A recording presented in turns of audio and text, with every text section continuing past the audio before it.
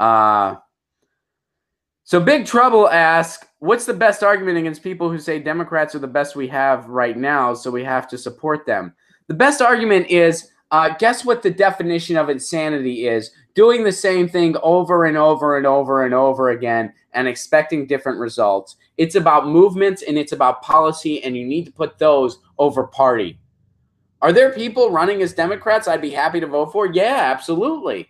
They're trying to infiltrate the Democratic Party and they're progressives. But you know what? There's also some independents and Green Party people I'd be happy to vote for. There's also some Republicans.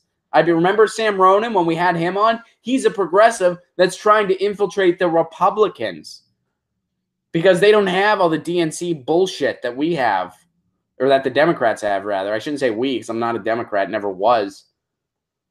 But I used to think, well, Democrats are the clearer glass, so of course I'm going to vote Democrat.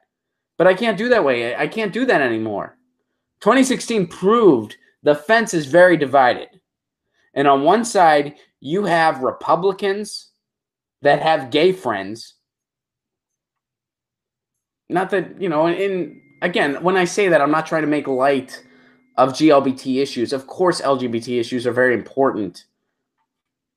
But, you can't be for, you can't be against living wages. You can't be pro-fracking. You can't be against universal health care. You can't be against, you can't be against environmental issues. You can't be against hiring the taxes for the 1% and call yourself a leftist just because you're all about LGBT issues.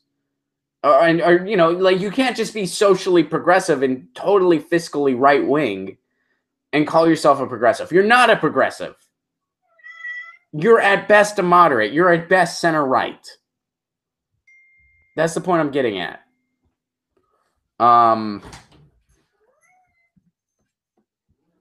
Derek says, Ron, if you need some tips, don't talk politics during foreplay. I'm not that bad. Rachel says, I hope the people of San Francisco do the right thing and vote Nancy Pelosi out. She's not qualified for California's 12th district. Amen. Three-sided coin, heads, Dem, tails, GOP, the edge, voters. That's a good analogy for ever voting third party. So yeah, I'm not saying never vote for anybody if they have a D next to their name. I'm saying vote policy over party. So that would be my advice. That's the best way. Vote policy over party. And, my litmus test is pretty simple. First of all, do you support single payer? If you don't, I'm not even listening. That's the barrier to entry. That doesn't mean if you support single payer, you automatically get my vote. That's just the barrier to entry. If you don't support single payer, we're not even talking. If you say, hey, I support single payer, I'm still going to have to do a little more sleuthing. Do you accept corporate money? If you do, you ain't getting my vote. If you don't, all right, I'm still listening. Purist. Right, Jesse? You know what they say. The only people that have a problem with my purity test are the people that can't pass it. It's the truth. Hey guys, thanks for watching. That was a clip from Get Your News On with Ron, the world's first viewer-curated streaming news show. What does that mean? That means I log on to a stream and people tweet me articles over on Twitter at Ron Placone, or they use our Reddit subsection, which is just Get Your News On with Ron over on Reddit.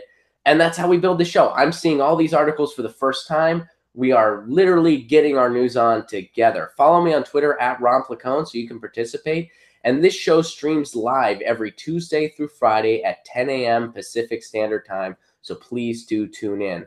If you want to support this show, you can do so over on patreon.com/Ron Placone, where for as low as $1 a month, you get access to exclusive podcasts every week, exclusive videos, free tickets to shows when I'm performing in your town, and more for as low as $1 a month. Please do consider it.